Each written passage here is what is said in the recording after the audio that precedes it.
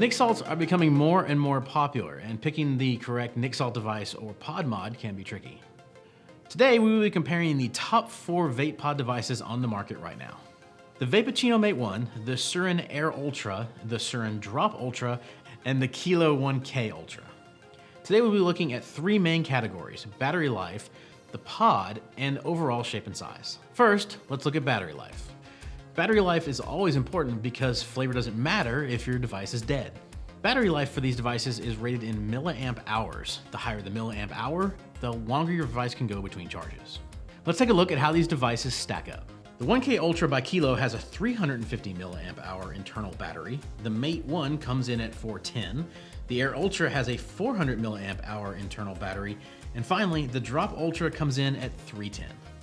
You can clearly see that the Mate 1 and the Air Ultra have longer battery life. However, the Mate 1 has something that the Air Ultra doesn't have: quick charging. You can be fully charged and ready to go again within 25 minutes, but don't let that make the decision for you. Next, let's look at the pods for each.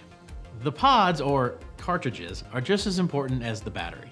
Some devices let you choose your own e-liquid, some are non-refillable. There are caveats to both. Either way, let's go over some of the pros and cons for these pod devices. The pods are commonly broken down into what you call mouth-to-lung devices, which is more commonly how you draw on a cigarette. The other is referred to as direct-to-lung, which is what we're used to with modern sub-ohm devices.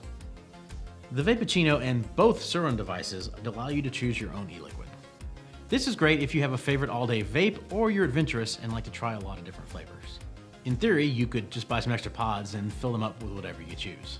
While I'm sure that most people would prefer to choose their own e-liquid, a non-refillable pod can still be a pro because all the work is done for you. You don't have to open the pod, refill it, or clean it. It's incredibly easy. When it's empty, just throw it away and load in the next one.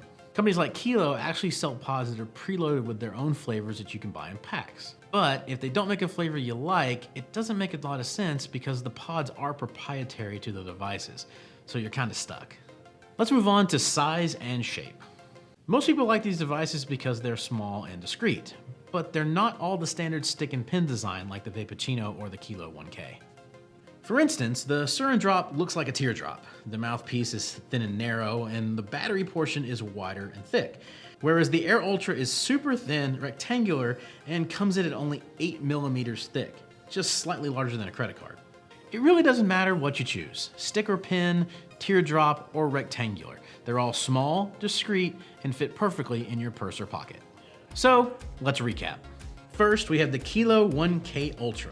This device is super simple to use thanks to the magnetic connect system, has decent battery life at around 350 milliamp hours, uses clear pods so you can see how much juice you have left, and the flavor options are pretty diverse. However, the pods are proprietary to this device and not refillable, so you can't fill it with your favorite juice. Unless one of their prepackaged flavors just happens to be your favorite, and then you're in luck. Next up is the Mate 1 by Vapeccino. Pods for this device are clear, so you can see your juice level, they are refillable, and they both support mouth-to-lung and direct-to-lung vaping. This device also has the highest rated battery life at 410 milliamp hours, and also features that quick charging feature that can have you back up and vaping in about 25 minutes. The only real con we had was that the pods were a little tough to get in and out compared to the other systems. We really liked the super thin design of the Suorin Air. It was easy to see liquid levels and seemed to give really good flavor. Battery life was also pretty solid, coming in at 400 milliamp hours. Although this device does hold more than the Kilo and the Vapeccino, it seemed to go through the juice really fast, so I felt like I was constantly refilling. Also, we did notice some problems with spitback, but all in all, this is a great device. Last up is the Suorin Drop. Although the design is somewhat untraditional, the device was actually incredibly comfortable. It holds 2 milliliters of juice and is refillable. Unfortunately, as with the Suorin Air, it did go through the e-liquid quickly, and the battery life was the lowest of the 4 at 310 milliamp hours. So there you have it, guys.